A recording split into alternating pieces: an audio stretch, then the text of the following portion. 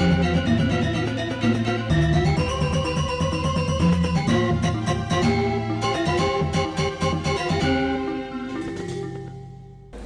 Swastiastu, pemirsa Bali TV dimanapun Anda berada, kembali saya Nyoman Winata, redaktur pelaksana harian Bali Pos, menjumpai Anda dalam Bali Pos Talk. Kali ini saya berada di kampus Universitas Udayana dan saya beberapa kali mendengar tentang keberadaan dari TCI, Tourism Confucius Institute.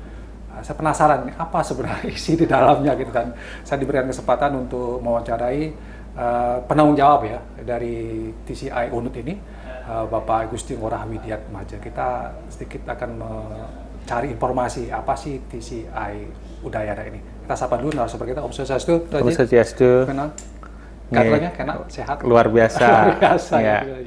Ya, TCI, Tourism Confucius Institute. Apa ini sebenarnya tadi? Tourism Confucius Institute merupakan salah satu lembaga kerjasama antara Universitas Udayana dengan beberapa universitas di China, khususnya universitas yang berada di Provinsi Jiangxi. Ya. Sebenarnya kalau kita lihat dan kita baca dari berbagai referensi, sudah banyak sebenarnya di dunia Confucius Institute. Tetapi Tourism Confucius Institute itu hanya 2 ada di dunia. Yang pertama di Griffith University Australia dan di Universitas Udayana. Kenapa Tourism Confucius Institute? Karena Bali merupakan salah satu destinasi top dunia ya. Sehingga keterkenalan Bali itu melalui pariwisata.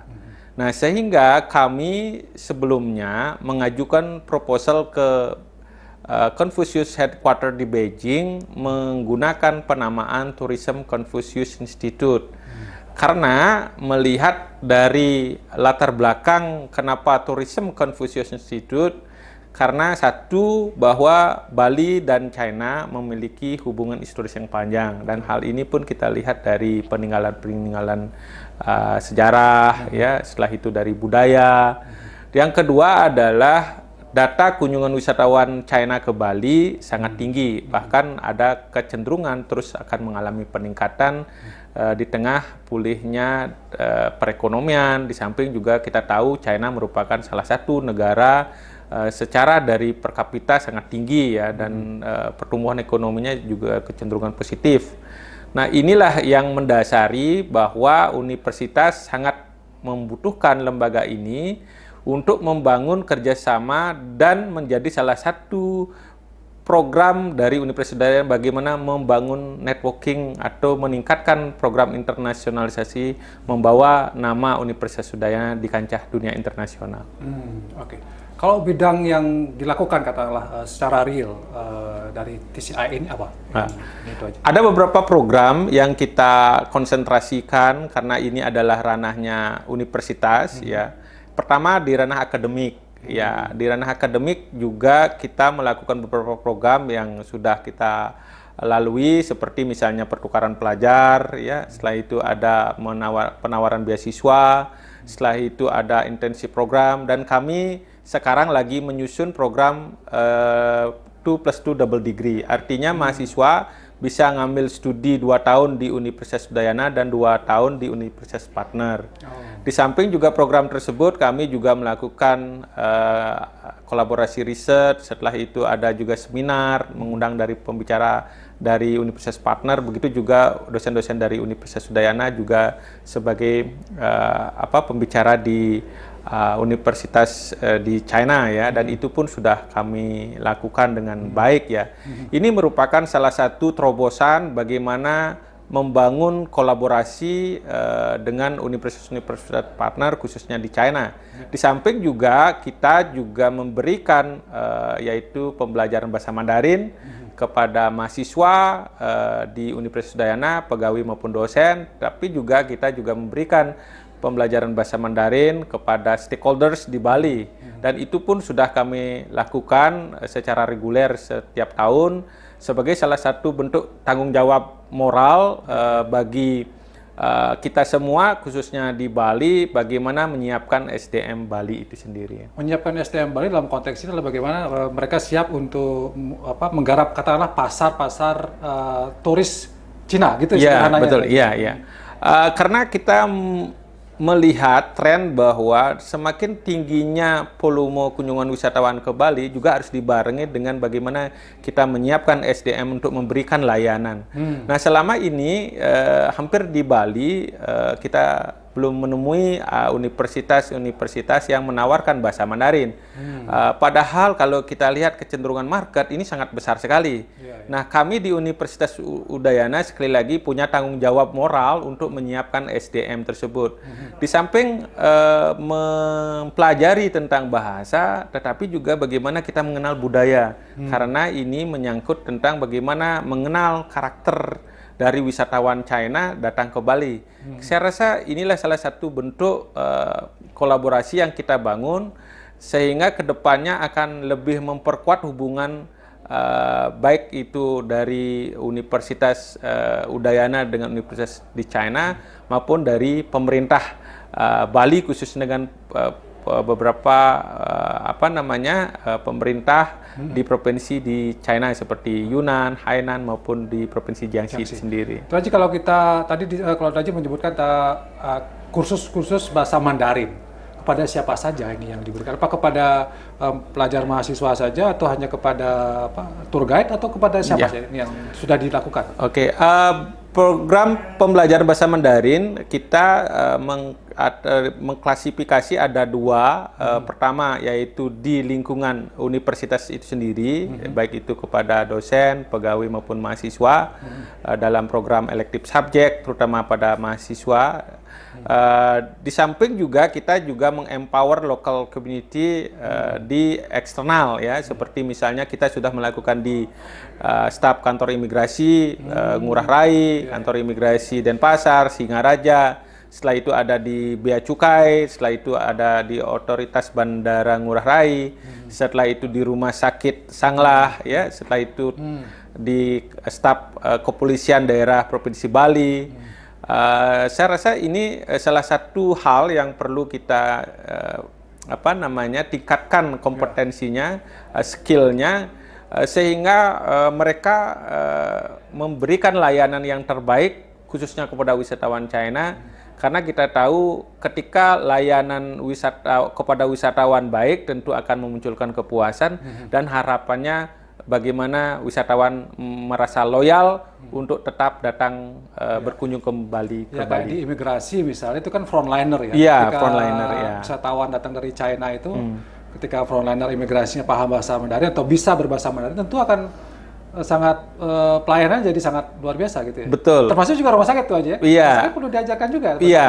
Sebelum pandemi COVID kami melatih para dokter dan perawat di internasionalnya. Karena metode pembelajaran bahasa Mandarin khususnya untuk stakeholders itu lebih terkonsentrasi pada apa yang sebenarnya kebutuhan ketika di dalam pemberian layanan. Misalnya di staf kantor imigrasi, bagaimana staf menanyakan, terus bagaimana misalnya pemeriksaan paspor, setelah itu mekanismenya apa yang memang berlaku di Bali, sehingga wisatawan itu merasa mendapat informasi lengkap dan ada komunikasi yang sangat intens, yang komunikatif antara wisatawan dengan staf kantor imigrasi. Ya. Ini sangat strategis sekali ya kalau staf imigrasi yang di depan sudah paham bahasa Mandarin ya, mengerti kemudian bisa juga berkomunikasi tentu akan lebih di pelayanan tadi ya. Nah, selain itu apakah juga mungkin ada kajian-kajian yang sifatnya apa ya? Mungkin apa yang budaya yang bagus di China itu bisa kemudian diterapkan atau menjadi contoh lah bagi Bali. Karena kita kan tahu sendiri ya China udah maju banget gitu ya. Bisa nggak ini menjadi dikaji juga apa yang kira-kira bisa ditiru oleh masyarakat Bali dari China? Oke, saya melihat begini ya. Kalau kita lihat Bali, terutama dalam membangun sebuah potensi wisata, sebenarnya Bali itu sangat kaya. Terutama saya ambil contoh bagaimana melihat akulturasi Bali dan China. Selama ini kalau kita lihat Bali kan hanya mengandalkan pada potensi-potensi wisata yang sudah terkenal ya, seperti Tanah Lot, Uluwatu.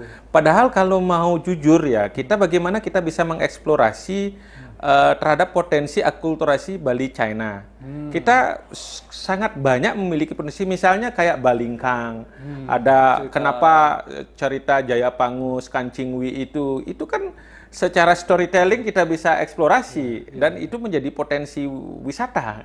Di samping juga ada daerah-daerah wisata yang hampir di bagian masyarakat memang secara realita kita bisa lihat akulturasi Bali China. Seperti misalnya di Desa Catur. Di Desa Catur Kintamani. Setelah itu kenapa ada nama Balingkang, ada Ping'an. Itu mungkin secara bahasa mungkin diambil dari Song'an juga gitu ya. Ya, Song'an, ya betul. Itu kan mungkin dari zaman dulunya sudah ada gini ya, akulturasi. Di Carangsari juga saya temukan.